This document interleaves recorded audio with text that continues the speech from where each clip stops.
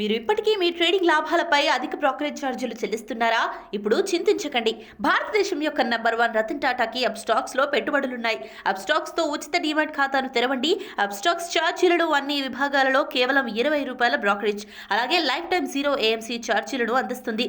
Description box లో ఇవ్వబడిన link నుండి మీ ఖాతాను తెరిస్తే మీకు ₹1000 బ్రోకరేజ్ క్యాష్ బ్యాక్ తో పాటు 20,000 విలువైన ప్రీమియం రాకెట్ కాల్స్ ఉచితంగా పొందండి.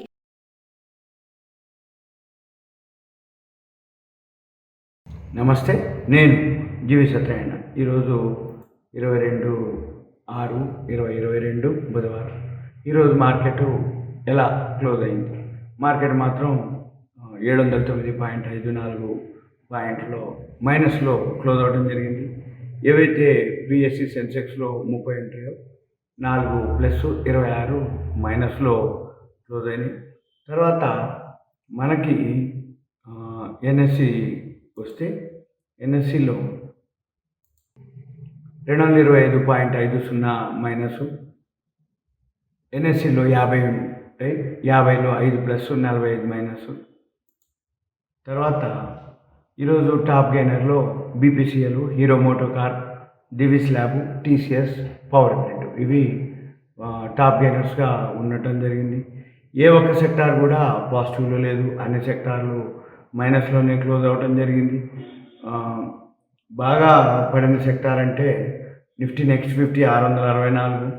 తర్వాత సెక్టారల్కి వచ్చేటప్పటికి మనకి ఎఫ్ఎంసీజీ 354.45 పాయింట్లు పడడం జరిగింది. నిఫ్టీ బ్యాంక్ వచ్చి 346.45 మైనస్లో క్లోజ్ అయింది. నిఫ్టీ బ్యాంక్లో 12 షేర్లు ఉంటాయి. ఒకటే ప్లస్ 11 మైనస్ ఉన్నాయి. 12లో ఆ ఒకటి కూడా పంజాబ్ నేషనల్ బ్యాంక్ ఒకటి ప్లస్లో క్లోజ్ అవ్వడం జరిగింది. తర్వాత ఈరోజు మార్కెట్ టర్న్ ఓవర్ వచ్చి మనకి 108,74,277.26 కోట్లు ఎఫ్ఎండ్ఓలో టర్న్ ఓవర్ జరిగింది. క్యాష్ మార్కెట్లో టర్న్ ఓవర్ 38,776.05 కోట్లు క్యాష్ మార్కెట్లో టర్న్ ఓవర్ జరిగింది. ఇక బిఎస్సిలో టర్న్ ఓవర్ వచ్చి అప్డేట్ కాలేదు. ఈరోజు 22/21 యావరేజ్ను 3,000 కోట్లు టర్న్ ఓవర్ జరుగుతుంది. ఇది సింపుల్గా. అయితే ఎందుకు పడింది అనే దానికి రీజన్ రెసిషన్ అన్నమాట. ఇప్పుడు అమెరికా ఎవరైతే ఉన్నారో వాళ్ళు అనౌన్స్ చేయడం జరిగింది మార్కెట్ రెసిషన్ అని. ఆ మార్కెట్స్ ఏవైతే రెసిషన్ అనబట్టి దాంతో బ్యాంక్ ఆఫ్ అమెరికా వాళ్ళు ఒక అనౌన్స్మెంట్ చేయడం జరిగింది. ఆ బ్యాంక్ ఆఫ్ అమెరికా వాళ్ళు ఏదైతే అన్నారో అది మనకి ఇప్పుడు రెసిషన్ వర్డ్ అంటే మాంద్యంలోకి వెళ్తుంది అనేది అర్థం. అది ఎప్పుడు వెళ్తుందా, వెళ్తుందా, ఎందుకు వెళ్తుంది, ఎప్పుడు రికవర్ అవుతుంది అనేది ముందు చూడాలి. వాళ్ళు మాత్రం రెసిషన్ అని ఒక వర్డ్ నిన్న పెరగటం రిలీఫ్ ర్యాలీ అనుకోవచ్చు. షార్ట్ కవరింగ్ అనేది వాళ్ళు అక్కడ షార్ట్ కవరింగ్ అనేది దాంతో మార్కెట్ పెరిగిందని వాళ్ళు చెప్పడం జరిగింది. ఇక తర్వాత న్యూస్లోకి వచ్చేటప్పటికి ఎఫ్ఐఐలు మళ్ళీ కంటిన్యూగా అమ్మటం మొదలుపెట్టారు. నిన్న కూడా 2,701.21 కోట్లు మైనస్లో చేయడం జరిగింది. సెల్లింగ్ డిఏఎల్ కంటిన్యూగా బై చేయడం జరిగింది. 3,066.41 కోట్లు డిఏఎల్ బై చేస్తున్నారు. ఎఫ్ఐఐలు కంటిన్యూగా సెల్ చేస్తున్నారు. తర్వాత ఇక న్యూస్లోకి వచ్చేటప్పటికి కొన్ని న్యూస్ ఉన్నాయి. ఐనాక్స్ లీజర్ ఏదైతే ఉందో ఎమాల్గమేషన్ పీవీఆర్ తోటి అయిపోతుంది. అది అప్రూవల్ అయిపోయింది. తర్వాత bank of India fund raising చేస్తుంది 2,500 కోట్ల రూపాయలకి.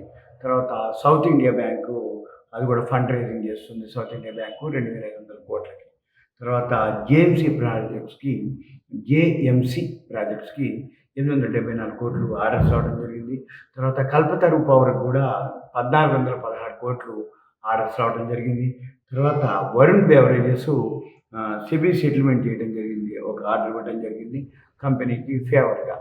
ఏదైతే సెబీ సెటిల్మెంట్ ఉందో అది క్లియర్ అయింది. వరుణ్ బెవరేజెస్కి ఫేవర్గా రావడం జరిగింది. తర్వాత మ్యాట్రిమోనీ కంపెనీ ఉంది, అది బైబ్యాక్ చేస్తుంది. ₹1,150 అమౌంట్ రేటు 75 కోట్లు 6,52,173 షేర్లు. తర్వాత ఢిల్లీలో ఉన్నటువంటిది ఢిల్లీ వరి డెలివరీ అనమాట. అది ఎక్స్పాన్షన్ చేస్తుంది ముంబై, బెంగళూరు వాటిల్లో. ఇది సింపుల్గా ఈ రోజుకి న్యూస్. మార్కెట్ క్లోజ్ అయింది అనేది మైనస్లోనే క్లోజ్ అవటం. మరి ఇది ఎక్కడి వరకు ఆగుద్ది, ఎప్పటి వరకు ఉంటుంది అనేది రాబోయే రోజుల్లో చూడాలి. కాకపోతే ఇంకా ఈ 10 రోజులు కూడా ఏముండదు మార్కెట్. ఎందుకంటే జూలై వస్తే తప్ప monsoons result plus first quarter results వస్తాయి.